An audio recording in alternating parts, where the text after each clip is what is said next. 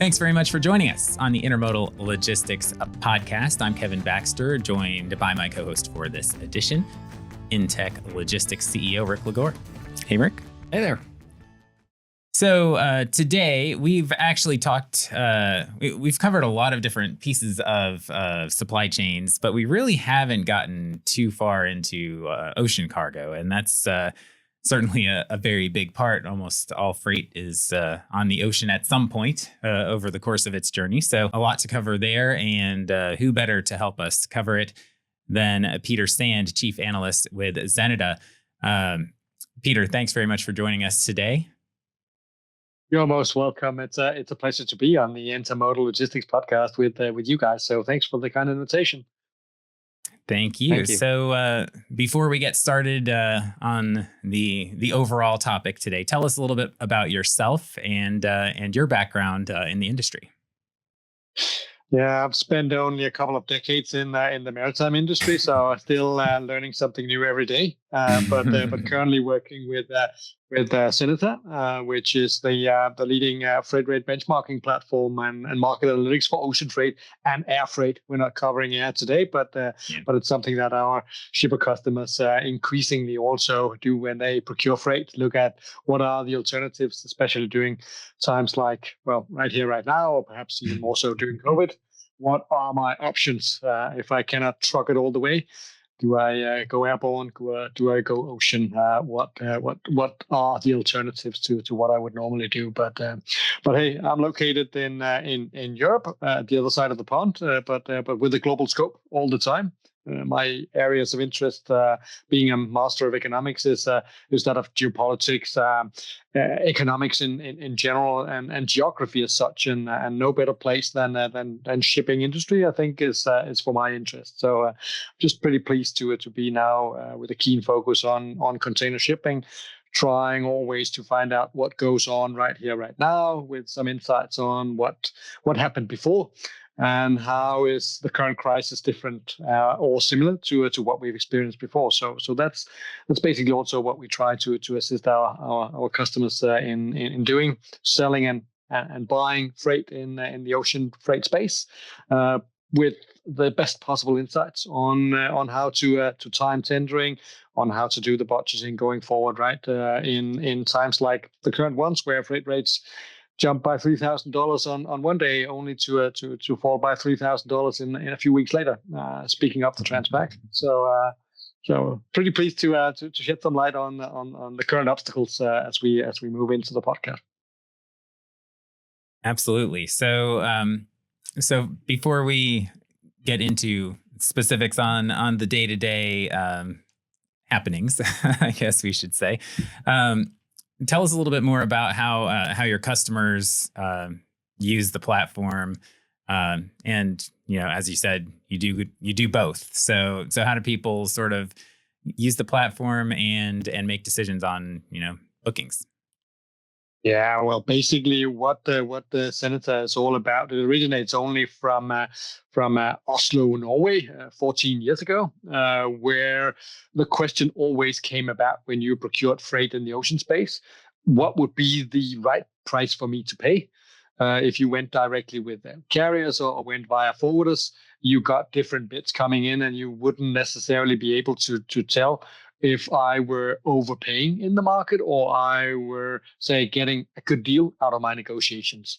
So basically now we crowdsource data from a large basket of customers ranging from across the globe, and being, well, small and medium-sized enterprises, but mostly also those that sit at the very high end of, say, FTSE 500 indices, with a global say procurement network to benchmark themselves on the back of, right? So we have that crowdsourced data that we basically cleanse and ensure the quality of it. So it's apples and apples comparison.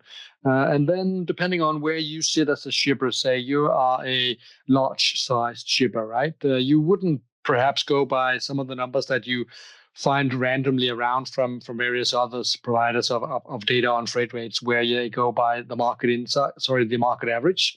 But we basically split that market into to market average, market mid-high, market mid-low. So you compare also if you are a large shipper, you should also be able to negotiate a lower freight rate directly with carriers, for instance, right? So you compare yourself to like-minded peers in the market. And of course, you also go beyond the normal, say, beaten path. So we all have a pretty good idea where the head haul Transpac sits.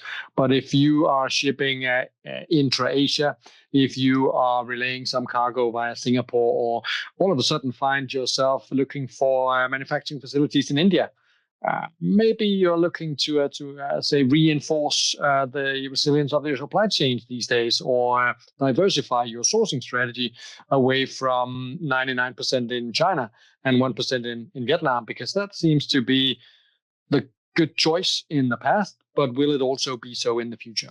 We basically allow our customers then to thoroughly verify their options in terms of what will be the landed cost in the end, with the goods that I used to supply from China, perhaps now coming from Myanmar or Thailand or wherever. So that kind of insights you can really make sure of that you know. And one final thing before I end my rant here, of course, there's differences in the market, right? So it's not only large shippers, small shippers, but also long-term contracts versus short-term contracts, right? So if you are working in the spot market, you're often exposed to higher volatility and fluctuations, in particular during times like this, where we have seen a second quarter with a lot of fluctuation, in particularly around geopolitics and trade politics from the Trump administration in particular, that have really made for an uncertain business environment. But a lot of large shippers also rely on long-term contract with key suppliers like the Maersk of the world or the MSC of the world, because they have a much more complex supply chain they need to ensure running, right? So that finding that right balance in the long-term contracts, again, the short-term contracts, when to renew those contracts, timing is often of essence, right? And then, of course, what remains the right premium to pay when the Red Sea crisis comes about a year and a half ago.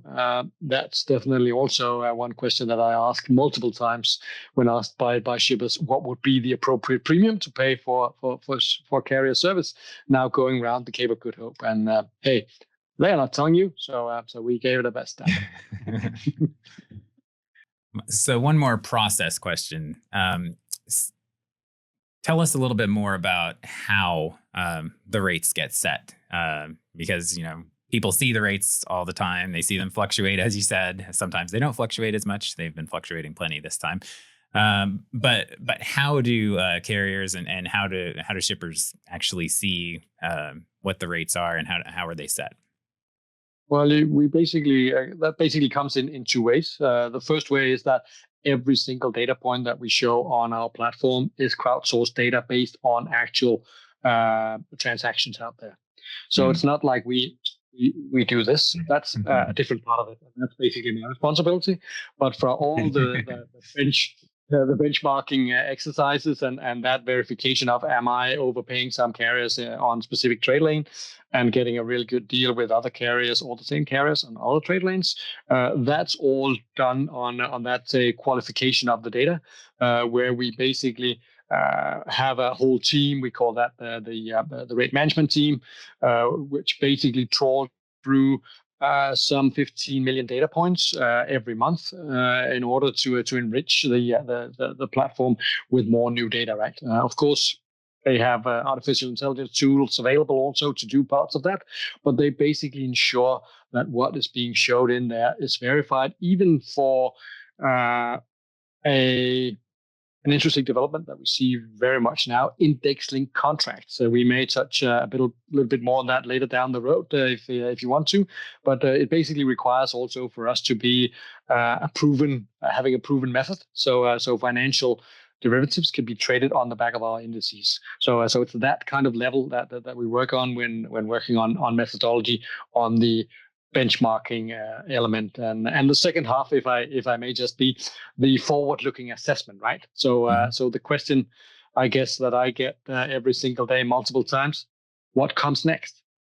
And that's, of course, where you basically build your, you extend what's already in the platform in terms of historical data with the understanding of the market. So we enrich, of course, the freight rate data with various numbers and data series that we get from the verified partners on capacity deployed by the carriers on various trade lanes, how they do on transit times. Reliability is, of course, also something that carriers seek, at least some carriers more than others, seek to bring up high. Shippers tend to prefer also low freight rate, fast transit time, and maybe also one carrier that gives a lower carbon footprint on the transportation done, right? So all of that you can bring into your say decision making process when you suck out all the data from our platform, and of course what comes next. We do also, to the best of our ability, of course, bring forward-looking insights into the short-term market in the coming year and a half, actually, but also on the long-term contract rates. Where are they most likely sitting 3 months and 6 months from now? That can be pretty crucial insights for you when you go tendering. What should I be aiming for when engaging in contracts? Because, as alluded to before, if you don't know, then the whole, say, range between $1,000 and $10,000 may be in the outcomes of those tendering bids that you receive from the freight forwarders and the carriers. So having our insights available, okay, you should probably be aiming for 1,800 on the Transpac, could be. Then you're in a much better position. And I think it's all about that, the relationships and the negotiation skills in the end.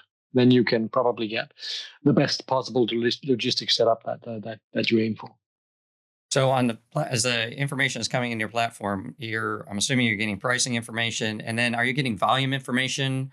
Is that coming in on a daily, weekly? How often is that coming in for you to be able to forecast, to understand what the overall, there's always a balance in freight. So I'm assuming you have some understanding in that from volumes coming in.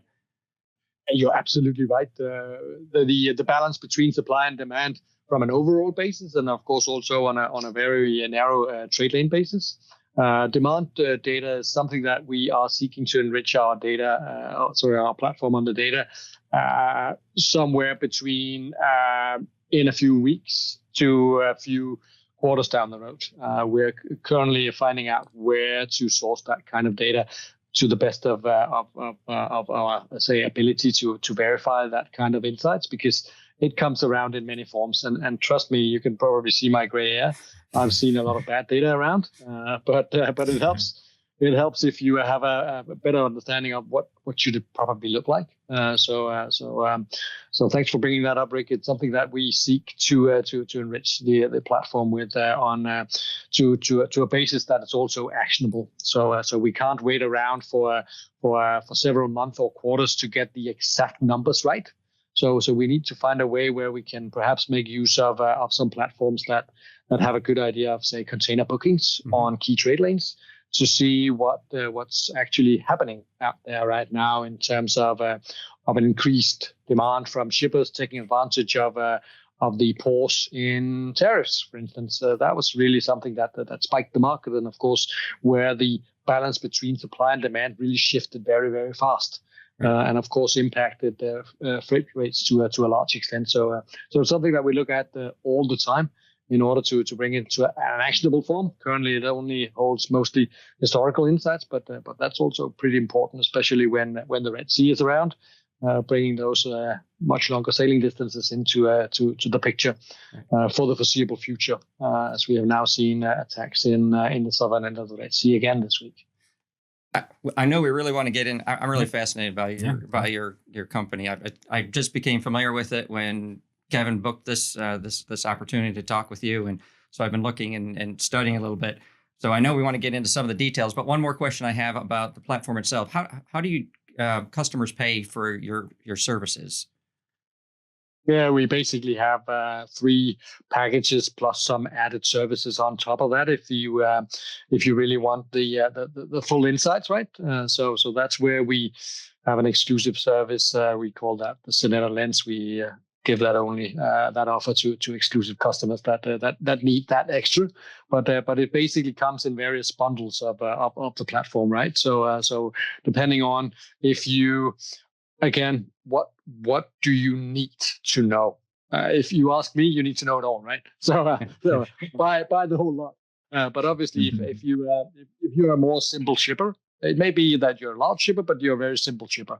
Then you may only need to have certain parts of the platform ability available to you, right? And of course, it also depends on whether you have a need to also understand how the air freight market works, interacting with the ocean freight, right? So that's basically like two parts of the bundles. So that's how we set it up. Basically, 1, 2, 3 packages that can fit your needs, and then those special treats on top for those that want the whole lot.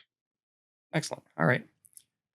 So let's get into how the rates are looking right now, because obviously things change quite a bit. You mentioned we just had another run of tariff pauses that have that sort of spiked volume and spiked rates a little bit. We're sort of in another phase at the moment because we've hit that 90-day mark or so as we record this. But tell us how the rates are right now and how they've been going over the course of the early part, the first half of 2025.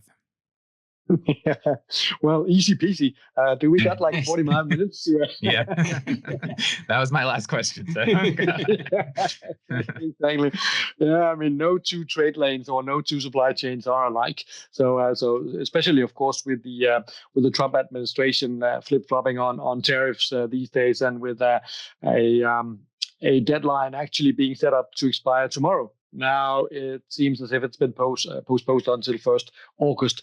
That have basically provided a special condition for the American market in the second quarter of this year, right? But let me just rewind. It basically provided obstacles already back in the third quarter last year when we had the rolling strikes coming onto the U.S. East Coast ports, right? We saw 3-4 days in early October. And of course, shippers needed to prepare well for that kind of obstacles, as did carriers and any other person with a stake in global supply chains, right? But in essence, and if I am to simplify it a little bit, when we started the year 2024, we were kind of like 1 year down the road from the Red Sea disruption. So carriers had already well-established service going around the Cape of Good Hope. We do not anticipate that to change for the rest of 2025 either. But when you have that kind of established supply chains now being set up, also that premium that shippers pay for the carriers is gradually coming down. So we're basically seeing the spot market trending slowly down. We're also seeing the long-term contract rates trending down. But still, depending on if you are shipping trans-Pacific or from North, Asia to North Europe, there's a difference now developing between those trade lanes directly impacted by the Red Sea disruption or those that are not. So shippers are, in our view, still expected going forward. They do so today, but also going forward, expected to pay a premium for that reroute around the Cape of Good Hope. But if you're shipping into the US, and even if you go US East Coast via Panama, we are anticipating that the premium to be paid is coming down. So it's a, you might say it's a simplified one-sided direction, yet it's anything but that, because there's so many different obstacles constantly piling up here. In North Europe right now, we have seen half a year where the ports have had massive difficulties in following suit. They prepared for a much quieter half year than they got. We have just seen in the month of May a record import in terms of volumes into North Europe. So obviously, when ports should be in a slack period of the year, doing maintenance, doing various preparation work on the berth side, and rolling strikes also in various places, all of a sudden you get massive congestion. You get too many containers inside the port perimeters, and that is not good for port efficiency. So we're actually seeing that also changing freight rates from falling like 50% in the first 4 months of this year to jumping by 80 in the last 2 months of the year. So even though the overall trend is one that is down because of the underlying overcapacity in the market, there are massive fluctuations to handle in between, and that's of course always relevant for shippers to understand the impact of those and the timing of those, while also getting to grip with the understanding of there is enough capacity around to cater for the demand, even though it's growing quite rapidly right now. So that kind of sentiment in the market that brings around all the fluctuation and the calm stomach that gives you the longer term direction. When you get those 2 points, then you can start making magic in your procurement strategies, whether you're buying or selling freight. So how would you say timing is right now for whether you recommend, obviously, again, it depends on where, but whether you recommend working more in the spot space, doing a contract, and also tell us a little bit more about the index rate as well, because I know that was a recommendation that you mentioned as something to consider back when, the initial Liberation Day was made. I know you had a piece about some recommendations there. So a few steps through that process. Yeah, of course.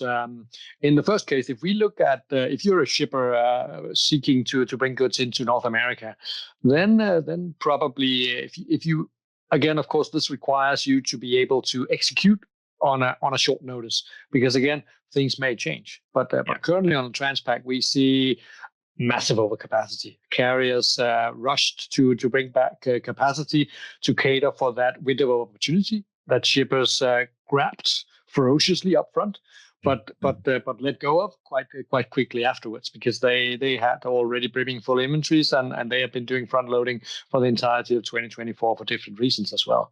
So we see right now, you can say, like an oversold market on the Transpac. So if you can jump on on a long-term contract on Transpac right now, that may give you some opportunity in the market to strike, because we have that extreme weakness in the short market.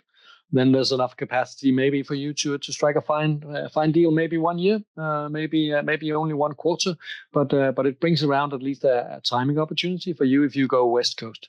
If you go East Coast, it's a little bit of a different game right now, because the spread between the two coasts often sits around $1,000, give or take. Currently, it's $2,500. So you don't want to say strike a deal on the U.S. East Coast right now, as we anticipate the overall demand situation somewhat to weaken as we go in also further through Q3. So hold your horses on East Coast, but see if you can jump on the West Coast. If you're a shipper into Mediterranean and North Europe, we have seen that uptick in the short market recently also spill over into the long-term contract markets. So it's a little bit a matter of, okay, what kind of requirements are you seeing when you look at your own company and the transportation requirements that you need to fulfill for the rest of the year. If you believe that the slight uptick in long-term contract rates being signed right now is a point for worry, then you should probably sign a long-term contract for half a year now, because it may get worse. Because we are anticipating those port troubles to stick around for the second half of this year. So that can only point in one direction: higher rates, because inefficiency always delivers more costly transportation options for the shippers. A boon for carriers to some extent, even though they also have troubles not only delivering but also making sure that the ports and terminals are run efficiently. So hold your horses on European and Mediterraneans, unless you have that worry that okay, my requirements for the second half, I cannot wait around for rates to go up. I cannot rely fully on the short term market. So go long term, but long term could be just 1 quarter, could be 2 quarters, right? So basically take that risk off the table and ensure the transportation of your goods. And it's a fine leeway. Also, as you wanted to know a bit more, Kevin, about the index-linked contracts, because index-linked contracts really come into, I think, a perfect setting when you talk about the spread in the market between the short-term contract market and the long-term contract market, because that proves often to be a risk for shippers to see their cargo being rolled. As in, okay, carriers are no longer, say, accepting the bookings, even though they have a legal contract. It's supposed to be a binding one, but that's not how we deal with it in shipping. We have a letter of intent, so to speak, and then we work on the back of that. But eventually, if you have a long-term contract, say 12-month, 1,500, and all of a sudden the spot market shoots up at 3,000, then the carrier all of a sudden may not have space available on board. As a shipper, you are not able to verify that. Really, you are not able to verify that. But you may just see your cargo being rolled. Too bad for you, right? Unless you want to jump onto the FAK market and pay those 3,000. Obviously, you really do not want that. You just want your cargo to move. So an index-linked contract conceptually ensures that you always have a contract with your supplier, one that the supplier gets also rewarded during times like rates going up, because an index-linked contract is not a fixed rate contract. It's one that ensures that you reward the supplier with that could be spot market minus 15% adjusted every quarter, something like that. So a little bit of flexibility, foreseeability for both parties. You are not priced out of the market if you're a shipper, and the carrier or the freight forwarder is still rewarded when rates go up. So that's probably the one thing that you benefit the most from say locking in volumes with key suppliers into an index-linked contract. And we see freight forwarders eagerly wanting to engage with shippers on this, but also the carriers directly are interested in doing this. Still, I would say early days, but during times like this, I mean, people in the industry spend so much time renegotiating contracts, renegotiating rates, service levels, etc. So if you got your index-linked contract, you can talk about the one thing that matters mostly to you, the delivery of actual transportation services, and then you just pay it up, right? Because at the end of the day, most things can be done by paying up. But so if you leave that aside with the index-linked contract, that's it. Finally, if I may just think out loud also, if you just do not only want security of getting your cargo to move, a little bit further down the road, we're also seeking to set this up against a futures contract. So you can basically set up your index-linked contract against a futures contract, and voila, as they say in Paris, you also have perfect foreseeability into your freight spend, right? So you need to be comfortable, of course, working with these kinds of tools, because they are much different from the way you may have procured or sold or bought freight historically. But that's how we seek to transform how it's done. So backing up a little bit, you mentioned the big gap between the West Coast and the East Coast. We're past the strike issue at the moment on the East Coast. So why is the gap so strong right now, and how are you seeing people adjust to that? It's an immensely good question, and seriously, we've spent a lot of time trying to really understand how those trade lanes that often works a little bit similar gets diverted and gets, say, out of synchronization, because they do so from time to time, and there's always a reason for it, right? That's I would say, the beauty of freight rates. They're not pulling your legs. They're not telling you any lies out there. As alluded to before, all the rates on our platform are done on actual transactions. So this is not just an assessment.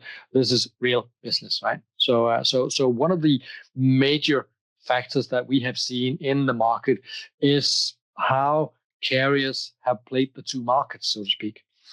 The most important market for the carriers is the China to US West Coast. So as they saw the pause in tariffs and anticipated, as also happened, shippers wanted to move as much as possible in terms of cargo within that window of opportunity before it closed again, and tariffs were at wherever 145 or or 48 out of Vietnam, etc. You name a new country, I name a new tariff, right? So until that carnage came about, they just wanted to move a lot of goods, right? So carriers really focused on the Transpac to bring a lot of that capacity that they have taken out during April and the first half of May. A lot of those goods ended up in Europe. So that's why we got quite a lot of, say, frustrated U.S. Cargo arriving in May here in Europe, and also in June, definitely. But carriers then focused very much on bringing back capacity to the Transpac, betting on that shippers still had a huge need to front load. But fast forward to where we are now, that only lasted for less than 1 month. Shippers called the bluff of the carriers after 1 week in June. They claimed peak season surcharges, and they claimed that utilization is 120%. Our ships are brimming full. We can possibly sail with more cargo, right? So you need to pay up, right? The smart shippers called that bluff a good week into June. And we then saw rates from China to US West Coast that by end of May were around 3,000, jumping to 6,000. Some paid 7,000, some paid even more, right? And now we're back at below 3,000 again because of that say change in the market where carriers only with some delay adjust capacity. So right now they are stuck with too much capacity against that of demand. On the East Coast, they didn't focus that intensely. So capacity, the so-called the capacity game on the East Coast were not as dramatically. They did take out capacity also instantly, but they did not return capacity as fast. So that's basically the one thing that is helping carriers now when they ask for higher freight rates into to the US East Coast. The fact that they are not oversupplying the market to the same extent that as they did on the US West Coast. But as always, what comes next? Well, we anticipate the one trade to give in is the US East Coast, also because of the underlying demand is the driving factor, right? And that delay in capacity deployed by the carriers. So if we are to see that spread right now at 2,500, it will come down mostly on the US East Coast. On the part where you're talking about, you saw the rates come over capacity in the Western market. I'll tell you what, shippers, or I should say carriers on the inland side here in the U.S. would have loved to know that a lot sooner. So to be able to bring that, the volumes that are coming into the market into your data set would be huge for at least carriers. Because from our perspective, what we saw is people were expecting a ton of containers coming into the U.S. to try to beat the tariffs. And so people were throwing in equipment, they're throwing in chassis, they're getting their trucks repositioned into that market. And at this point, they're like, where is all that freight that we were anticipating? It's not here. Your spot rates are telling us, yes, we should have expected that. But there's other indices that carriers were looking at they're seeing that they saw a huge spike of volume that was going to be coming into the LA Long Beach port, and that just isn't really coming into play here in July, which again a lot of folks really thought was going to happen. Absolutely. When you asked that question, I can tell you that we were, of course, asking ourselves that question also at points in time during this period. Because also with the Trump administration coming in, we knew that there would be a lot of focus on Mexico, a lot of focus on Canada, a lot of focus on some of those things that the first Trump administration had in place, right? With the original trade war, right? Right. So when we look at how cargo were moving out of China into North America. If we compare 2019, basically where the first trade war started to where we are today, 10% growth in volumes directly into the US, East Coast, West Coast. If we then go from China to Canada, growth rate 60%, right? Growth rate into Mexico 70%, right? So you can really see how importers did workarounds, not only in North America, but I'm sure you know also how things moved in Asia. Vietnam really emerging as a key source of manufactured goods also into the North American continent, right?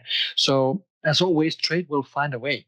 And if those truckers with chassis are all lining up in the San Pedro Bay complex, maybe they should go a little bit further north to some of those boxes coming in via Canada, and of course they should also at some point in time go into to Mexico to pick something up. Even though Mexico imports have been a little bit weak from China this year, whereas we have seen actually quite strong volumes coming into to that of Canada.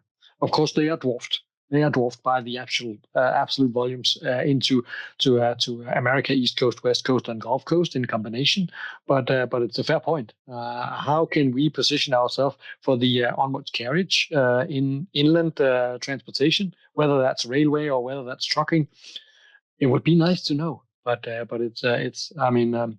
And there are indicators out there, of course, that everybody's trying to get to grip on, but in the end, only the carriers know how the bookings are going, and then this is a perfect example also that they cannot read the minds of the shippers, and they cannot foresee that ferocious front loading in 2025, arguably to beat the Red Sea disruption, basically perhaps exhausted a little bit the need for continued front loading for the entirety of 90 days. So when we speak here in early July, that's how crazy the market can be, and why it's so extremely important all the time to rely on trustworthy sources and to the best of our own abilities to assess. How does this come about? How do I position myself for the next turnaround in the market? And how can I hopefully turn around a challenge to become an opportunity? Easier said than done, hands down. Mm-hmm. But if you don't know, you're completely lost, right?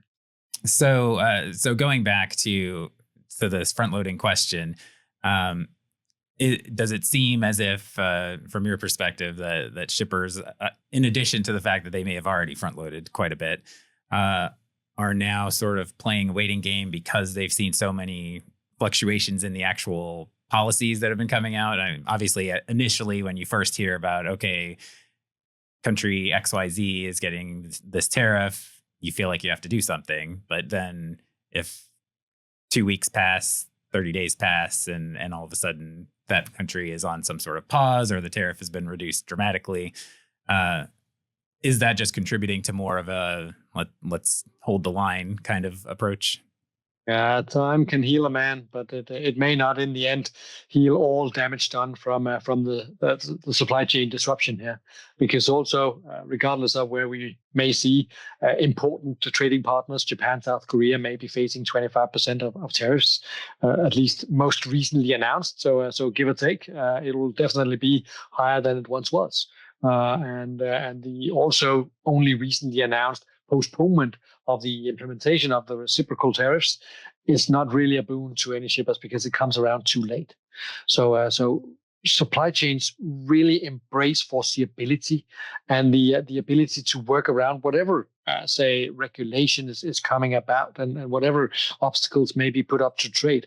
But if they get pulled up and they get torn down and they change to another country tomorrow or the day after that,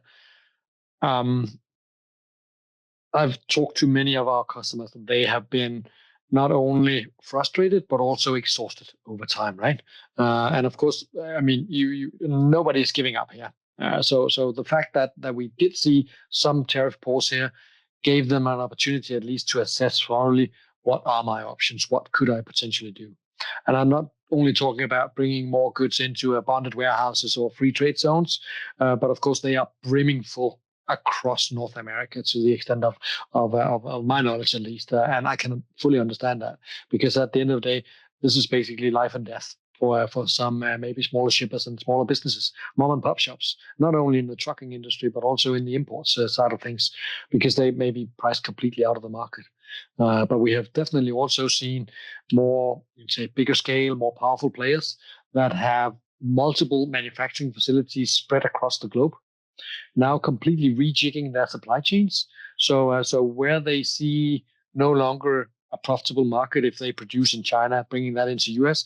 But if I produce this in Europe, or if I produce this somewhere in Africa, maybe Turkey could be, if I bring that good into the American market, that could bring my, say, tariff barrier down. And then perhaps goods now being produced still in China, I could bring that to another market. Supply chains going forward will only get more complex, probably also a bit more expensive. Carriers need to reassess their service offerings also to the global shippers more often than they perhaps did in the past, in order to cater for these new manufacturing hubs that are emerging. Second to China, which in our view will still remain number one. They just work extremely efficient. They have the skill-based, knowledge-based. They have the infrastructure set up. So it will take years, decades to set up a real, say, competition to that of China. But it's in the making. It's been in the making for at least a decade, and it's only gaining more tailwind during times like this. So last thing, we talked about looking forward, and obviously with all the different obstacles that are in place, it's got to be a little extra difficult to be able to pick, say what's going to happen in 6 months, a year, or 18 months. As you said, you mentioned those sort of forecast levels. But all that being said, what do you think is going to happen in the next these periods? What do you see a year from now? Is there going to be sort of a settling that, or is everyone just hoping that's going to be the case? I think hope is always a bad strategy, but I think scenario modeling and scenario planning is what we talk a lot with our customers around these days. What are the most likely outcomes of the current, mostly geopolitical aspects of the market? So at first, you need to have a firm assessment: will container carriers return to the Red Sea? Because that will really mean a lot to your freight spend, and may also mean a lot to your so-called your sailing inventories, your working capital. When you have longer sailing distances to the extent of 2-3 weeks on both directions, that's a lot of capital tied up in additional floating inventories that you can't get your hands on, right? So start with working with some of those models. Of course, find out also, will we see more clarity on U.S. import tariffs coming from anywhere? Again, most likely we will see more clarity. Will we see full clarity? Will we not have any more problems relating to the tariff situation in and out of the U.S.? Most likely not. But if we, at least with a little bit of hindsight here in what's happened so far, or at least in the Trump administration lifetime, it seems as if we get a lot of noise. Excuse me for calling it that, but it may sound like a lot of noise when things are thrown left, right, and center with very little uncertainty on what may actually come about. But it seems as if we're gaining to a level where risk and uncertainty is coming to a lower level, and those two aspects are often quite a toxic to the development in freight rates, let alone the efficiency of supply chains. So those two aspects of the market are definitely critical. Then, of course, you should also have an assessment on how will carriers offering. You will know that the carrier alliances basically changed from 1st Feb this year, and for the first time ever, shippers are basically served a buffet of different options never seen before. So we really got a massive difference between some of the, say, what has been the traditional way of serving customers with more and more direct port calls with mainliners to Gemini Corporation now getting back to what once was the dominant strategy, the so-called hub and spoke. So coming into the next year, we will also know, and we learn more about that every day. Are they actually successfully delivering reliability? Maybe also a better service in the end with a different setup. What kind of say probability of success would you put on that? That could of course also feed into your sourcing strategy as a shipper, because you may want to go directly with the carriers in Gemini Alliance if you can see they are actually delivering on their promises, or you may want to go to another carrier where it's one carrier only. Could be MSC, the biggest one of them all, right? Because they may be able to say adapt faster as they are one company alliance, so to speak. So those aspects are definitely relevant. Of course, a little bit further down the horizon, as the maritime industry is also embracing the decarbonization agenda. Maybe not high on the agenda for everyone right now, but it always rests in the back, at least for the larger companies, and in particular those that are stock listed. Also, you cannot procure freight in a market without also at some point in time delivering reports on the carbon footprint that was a result of that transportation need, right? So it all in the end becomes big and fussy, so to speak. But in the end, again, getting back to the full circle, what's actually the fundamental state of the market, right? It is one where carriers have now deployed more capacity than needed for a number of years. We see the container shipping trade coming about from economic activity being around the same level as economic activity going forward. It's been much higher in the past. It is no longer. So that is playing into the hands of those that buy freight, because overcapacity seems to be a fact in the market. And in particular, if we will see a return to the Red Sea by the carriers, that will probably be pretty detrimental for the freight rate levels a few months after the initial chaos, because of the number of ships no longer needed in the global networks, right? So those things you need to work out yourself. I can tell you that we at Xeneta anticipate that the return to Red Sea could come about in 2026, but it all rests, of course, on the security and safety situation in the wider Middle East. Israel, Iran standoff being much higher on the agenda on that account. But hey, that's why you do your scenario building. You do find out what is the most likely outcome of these, and then you act upon it, right? So you evaluate on a regular basis, and if you want to know more about the second half of 25 in isolation, go to our platform. I think you can find the second half outlook that we have published only about it's 1 month ago approximately now, giving out some of those main trends for you to look out for, and come about October. We always try to polish the crystal ball once again, and at that point in time, we will definitely look more carefully into 2026 and those factors that we believe will make or break the 2026 from a supply and demand, and of course freight rate perspective once it comes to that of container shipping. So stay tuned. Always something to watch out for. And it's Xeneta.com, correct? For a little bit of everything. Yeah, as you said, there's plenty of free resources there. You've got the blog, you've got things published all the time on there, and then of course that's also where they could go to work with you, right? Absolutely. Don't be shy. Get in touch. We are very happy to demo the platform, to show what you can actually do of magic once you unlock the intel that we have available. And as always, you can find a lot on Xeneta.com, as you rightly allude to, Kevin. But get the demo, because that's when you see the real juicy stuff behind. Well, Peter, we really appreciate you taking the time to join us today. Yeah, thank you.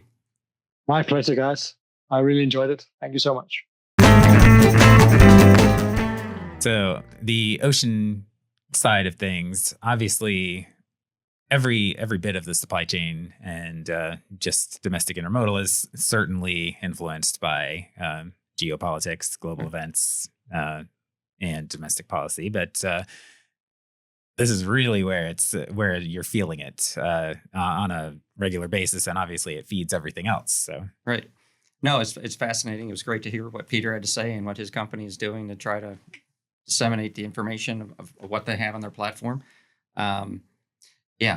It's clear that global policies or political policies have changed the global dynamics of trade and having a huge impact on supply chains. And so, I mean, folks need to go ahead and, plan for the unknown, which is tough to do. But I mean, at this point in time, that's where we're at. And it appears that we're at that point a little bit more than we typically are. I mean, we're always looking for that next big event. And this is definitely a big event, and which is slowing global trade down overall. And so that we'll see where it all lands. It's going to be a challenge. Yeah, I feel like I say this a lot, but in this particular case, we are really just scratching the surface of. I mean, he mentioned Red Sea a few different times, which is obviously a big deal, and it's been a big deal for a couple of years now.